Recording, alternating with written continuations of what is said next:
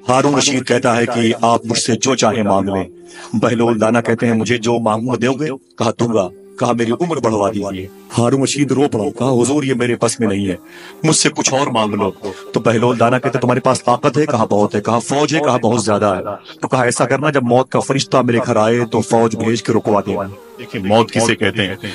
आले अब्बास का एक बादशाह हारून रशीद है, बगदाद की कब्रिस्तान में गया, वहां पर बहलोल दाना बैठे हुए थे। कोई जोर से न बोलेगा, बहलोल दाना बैठे हुए थे।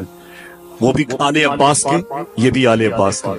वो कलंदर, ये बादशाह, 60 से ज्यादा मुल्कों पर हुकूमत करने वाला हारून रशीद।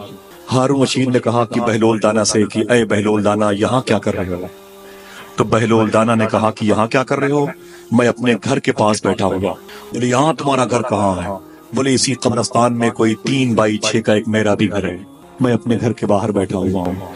तो हारून रशीद ने कहा आबादी में क्यों नहीं रहते? तो बहलोल दाना फरमाते हैं मैंने इसी कब्रिस्तान को आबाद होते हुए देखा है, मैंने इसी कब्रिस्तान को आबाद होते हुए देखा है। कहा क्यों? कहा मैंने यहाँ से निकल के आबादी की तरफ जाते हुए किसी को नहीं देखा, आबादी से निकल के कब्रिस्तान आते हुए बहुत सौ को देखा। बोले ना सुन ले मेरी बात को, सुन ले, मैं दिल तक एक बात पहुंचाना चाहता हूँ। आप खुदा की कसम लेके जाएं, एक बड़ी अजीम शख्सियत का उर्स है, बड़ी अजीम जात का उर्स है। बहलोल दाना से हारून रशीद ने कहा कि मैं बादशाह हूँ, मेरा नाम सिक्कों पर है, मेरा नाम सिक्कों पर है, मेरा नाम सोने चांदी के सिक्कों पर रकम है, खुतबे में इमाम मेरा नाम लेता है, मैं हारून रशीद बादशाह हूँ, मुझसे कोई चीज मांग ले। बिशारत दिन के इस तारीखी मुशायरों में आने वालों, दुनिया के 200 से ज्यादा मुल्कों के लोग आपको देख रहे हैं या कल के बाद से देखेंगे।